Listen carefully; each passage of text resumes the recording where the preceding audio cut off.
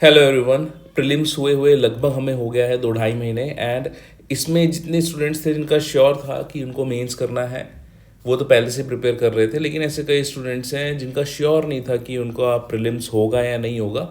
And ऐसे majority students हैं, लगभग 70% आप मान सकते हैं, जो कि अभी इतना ज़्यादा पढ़ रहे हैं कि कहीं ना कहीं वो सैचुरेट हो चुके हैं और कहीं ना कहीं वो परेशान हो चुके हैं। तो ऐसे स्टूडेंट्स जो मेंस की प्रिपरेशन करने में इतना ज़्यादा एफर्ट डाल चुके हैं कि अब उन्हें बिल्कुल भी मन नहीं कर रहा है पढ़ने के लिए, उनके लिए ये पर्टिकुलर वीडियो है। तो इसमें आपको बताऊंगा कि why it is important to save yourself from saturation during mains preparation. ठीक है, तो सबसे पहले क्या क्या सिम्टम्स हो सकते हैं आपके सैचुरेट होने के, बर्नआउट होने के। ये इस प्रकार के जो ख्याल है अगर आपको आ रहे हैं तो मान के चलिए कि आप बर्नआउट हो गए या सैचुरेट हो गए कि कितने बार पढ़ूं एक ही चीज़ को, आंसर लिखने का मन नहीं कर रहा है, वही वही चीज़ बार बार कब तक करूं, सेम रूटीन डेली कब तक फॉलो करूं, और नफरत हो गई है नोट्स और किताबों से। अगर इनमें से कोई एक भी पॉइंट आपको बीच में आता है, दिन भर आता है, हर पल आता है, हर सेकेंड आता है, तो समझिए कि भाई साहब आप बर्नआउट हो चुके हैं, सैचुरेट हो चुके हैं। ठीक है।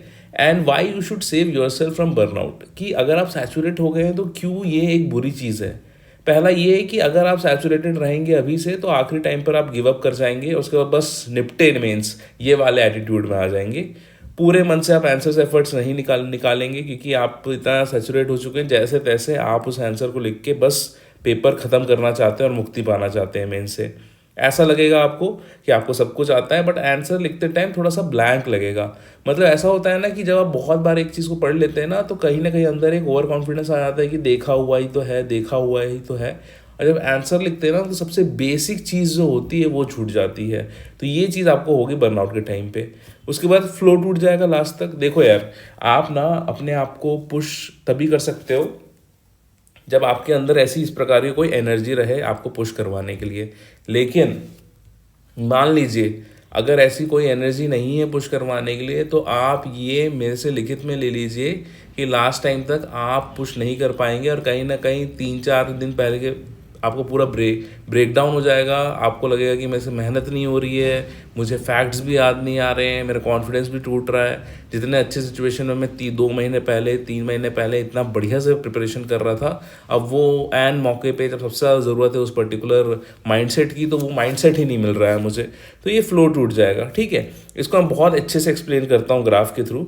ठीक है, देखिए ये ग्राफ है, इसको मैंने बनाने की कोशिश करी है। ये जो लाल रंग का जो लाइनें चल रही हैं ये एक ऐसे स्टूडेंट का है जिसने पहले से ही बहुत ज़्यादा प्रिपेयर कर लिया है, और ये ऐसा स्टूडेंट है, और जो ब्लू वाला है वो ऐसा स्टूडेंट है जो जिसने अपनी एनर्जी सेव कर करके बहुत ही प्लान्ड तरीके से सिस्टमेटिकली मैनेज किया है।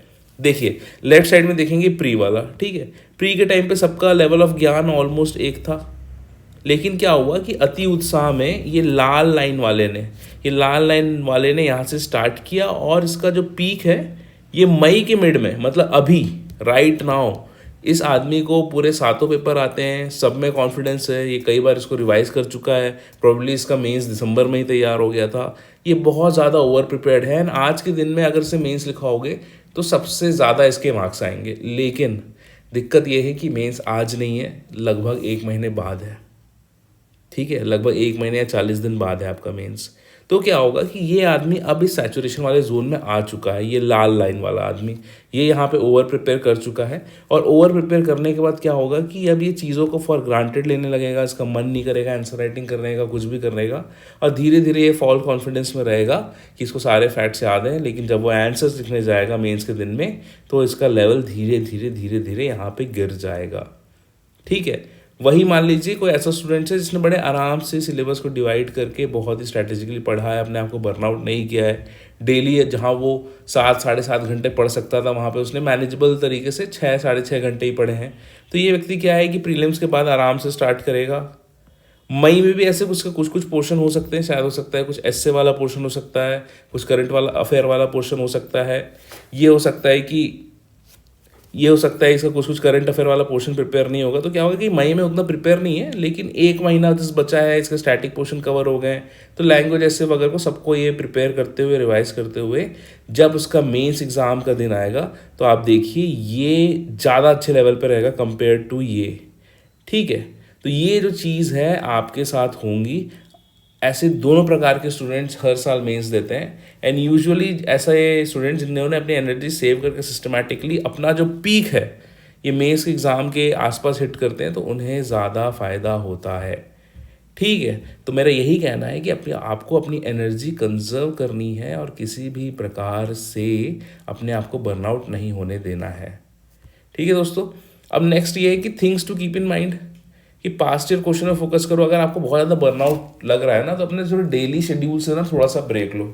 ऐसा करो, आप चुपचाप बैठ के ना पास्ट ईयर क्वेश्चन देखते रहो सब्जेक्ट्स के, और मन ही मन घुमाते रहो चीज़ें कि क्या क्या आप उसमें आंसर्स लिखोगे। करंट अफेयर्स पे फोकस कर सकते हो, देख लो आपको कोई कोई अगर इंपॉर्टेंट टॉपिक्स लग रहे हैं तो उस करंट अफेयर के थोड़े देख लो डायमेंशन क्या क्या है, ये करंट अफेयर के कीवर्ड्स देख लो, और उनको अगर आप अपने मेंस आंसर के स्टार्टिंग लाइन में लिख दोगे तो काफ़ी अच्छी रहेगी। उसके बाद आप ये कर सकते हो कि कोई भी जो ओपन एंडेड क्वेश्चन है जो 8 मार्क 10 मार्क 15 मार्क्स में आते हैं, उनमें ज़्यादा से ज़्यादा डायमेंशन खोलने की कोशिश करिए और तरह तरह के डायमेंशन खोलने की कोशिश करिए। एक डायमेंशन हो सकता है जो सिंपल हो सकता है, political, social, economical, technological, environmental, legal, international, diplomatic हो सकता है ना, हिस्टोरिकल हो सकता है, ठीक, कल्चरल हो सकता है। तो इस प्रकार की चीज़ें, डायमेंशंस को आप पुल आउट करने की कोशिश करिए हर आंसर्स में। उसके बाद आपको प्रेजेंटेशन में फोकस करना है 8 मार्क 10 मार्क 15 मार्क्स में। Graph, map, flow chart, dimension, सब हेडिंग लेफ्ट साइड में अंडरलाइंड है यानी इन पे फोकस करिए। थोड़ा सा अगर आप एक्स्ट्रा करना चाहते हैं तो यूपीएससी के जो टॉपर्स हैं उनके आंसर कॉपी अगर अवेलेबल है आपको इंटरनेट में, जो रीसेंट टॉपर्स हैं, तो उनके आंसर राइटिंग देख लीजिए। उसमें आपको एक दो पैटर्न यही दिखेगा कि जो क्वेश्चन के कीवर्ड्स होते हैं उन्हीं को यूज़ करते हैं अपने आंसर्स में। दूसरा ये है कि जितने भी सब हेडिंग्स तोड़ते हैं, काफ़ी छोटे छोटे सब हेडिंग्स होते हैं, काफ़ी छोटे पॉइंट्स लिखते हैं, स्पेशियस पॉइंट्स लिखते हैं, बहुत ही क्रिस्प और प्रिसाइज लिखते हैं, बहुत ज़्यादा बखान नहीं करते हैं, ओवर एक्सप्लेन नहीं करते हैं चीज़ों को। कीवर्ड्स देख के वो आगे क्वेश्चन के कुछ कुछ वर्ड्स को यूज़ करते हुए ऐसा दिखाते हैं कि उनका आंसर क्वेश्चन के दिए हुए वर्ड्स, कीवर्ड्स, टेक्निकल टर्म्स को डिफाइन कर रहा है, और ऐसा इल्यूजन क्रिएट करवाते हैं कि हाँ हम सब कुछ आंसर कर रहे हैं जो भी क्वेश्चन में पूछा गया है। तो वो टैक्टिक वहाँ से ऑब्जॉर्व कर सकते हैं। मोस्ट इंपॉर्टेंटली खुद को थोड़ा सा आराम दीजिए, don't be so harsh on yourself. और इसके अलावा अगर आप बहुत ज़्यादा लेजी फील कर रहे हैं तो आंसर राइटिंग वीडियोज़ देख लीजिए यूट्यूब में।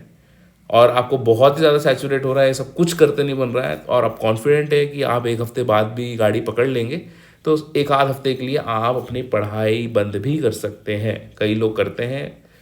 अगर आपकी प्रिपरेशन अच्छी है तो ज़्यादा फर्क नहीं पड़ेगा एंड में, क्योंकि आपकी प्रिपरेशन हो चुकी है।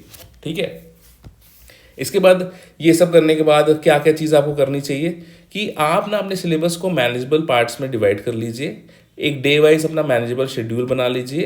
अपना जो मेहनत है, अपना जो प्रोग्रेस है, उसको आप वीकली इवैल्यूएट करिए। रश बिल्कुल भी नहीं करेंगे। इतना भी मत पढ़िए कि चीज़ें मैकेनिकल होने लगे। ठीक है, मैकेनिकल का मतलब ये कि कुल मिला के मतलब आप अपने घर से ही डिसाइड करके आए हो कि किस प्रकार के आंसर्स आपको मेंस में लिखने हैं।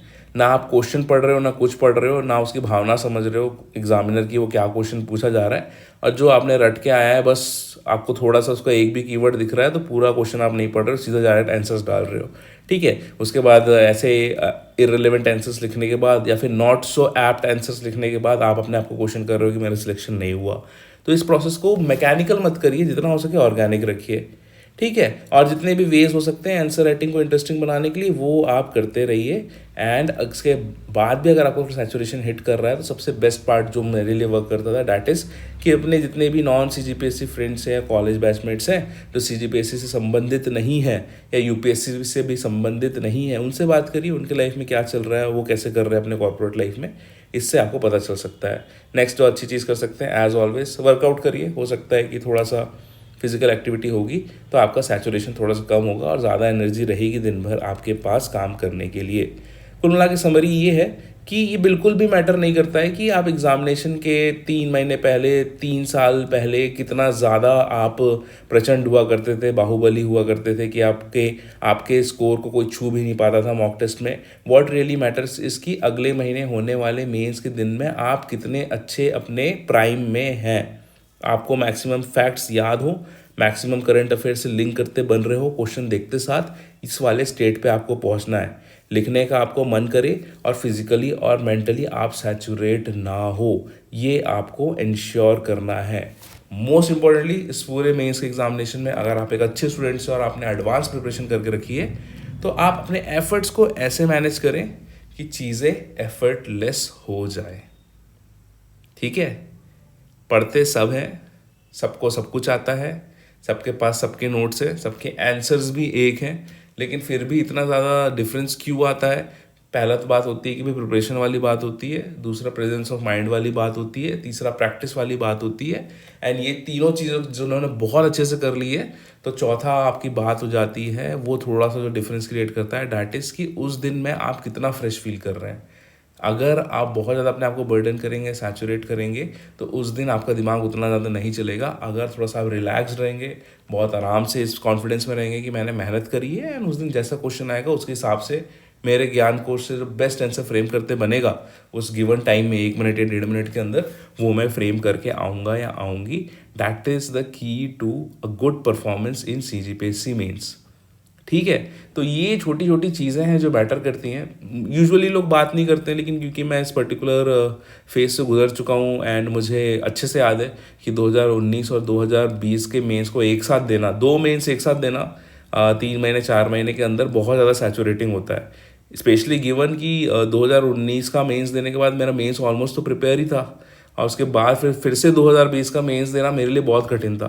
तब मैंने रियलाइज़ किया था कि इस प्रकार की चीज़ें हो रही हैं। तो ये चीज़ है जिसका आपको अपने आप को सेव करना है। एंड जो सैचुरेशन है, सबसे ज़्यादा इसका खामियाजा भुगतते हैं अच्छे students, the very good students, the top 2% students, जिनका सब कुछ प्रिपेयर है, सब कुछ पहले से पढ़ा हुआ है, एंड वो हार ही मान जाते हैं लास्ट में आते आते कि सब कुछ मैंने इतने बार पढ़ लिया है, और कितना पढ़ूं, मन ही नहीं कर रहा है बुक खोलने का। तो इस प्रकार का एटीट्यूड अगर आपके अंदर आ रहा है, इस प्रकार का असमंजस आपके अंदर गहराई ले रहा है, तो मेरा आपकी यही एडवाइस है कि आप जितना हो सके कीप इट लाइट, थोड़ी सी नॉन CGPSC चीज़ें करें, 2-3 दिन के लिए ऑफ ले लें, वर्कआउट करें, एंड जितना हो सके आप फोकस करिए क्वेश्चंस पे, उनके आंसर्स को, उस क्वेश्चन के कीवर्ड्स को यूज़ करते हुए फ्रेम करने पे। ठीक है, अगले महीने को जब मेंस होगा, उस दिन आप उस अपने पूरे 3-4 साल के एफर्ट्स को एक जगह लगा के अपने आप प्राइम में रहेंगे। सारे फैक्ट्स याद हैं, प्रैक्टिस करके आए हैं, रीजनेबल टाइम में अच्छा प्रेजेंटेशन दे देते हैं, करंट अफेयर लिंक कर देते हैं, इस सिचुएशन में आप रहेंगे। ऑल राइट, चलिए, आई होप सो कि आपको काफ़ी अच्छा लगा होगा ये पर्टिकुलर वीडियो। का ऑडियंस उतना तो नहीं है, लेकिन ऐसे कई लोग होंगे जो बहुत ज़्यादा सैचुरेटेड फील कर रहे होंगे। तो ये थोड़ा सा आपको ध्यान में रखना है कि you have to save yourself from saturation. I hope this video will help you. Efforts बचा के रखो, जिस दिन मेंस होगा अगले महीने, उस दिन हमको प्राइम पे रहना है। आज मेरी कितनी प्रिपरेशन है ये मैटर नहीं करता, 2 महीने पहले कितनी प्रिपरेशन थी मैटर नहीं करता, 2020-21 में यार मेरा बहुत अच्छा चांस था, मैटर नहीं करता। मैटर ये करता है कि जून 2024 में आप कितने अच्छे फॉर्म में रहेंगे। ठीक है, चलिए, सेव योरसेल्फ फ्रॉम सैचुरेशन, अपना मेंटल और इमोशनल हेल्थ का ख्याल रखिए। मिलता हूँ जल्दी आपसे अगले वीडियो में। जय हिंद।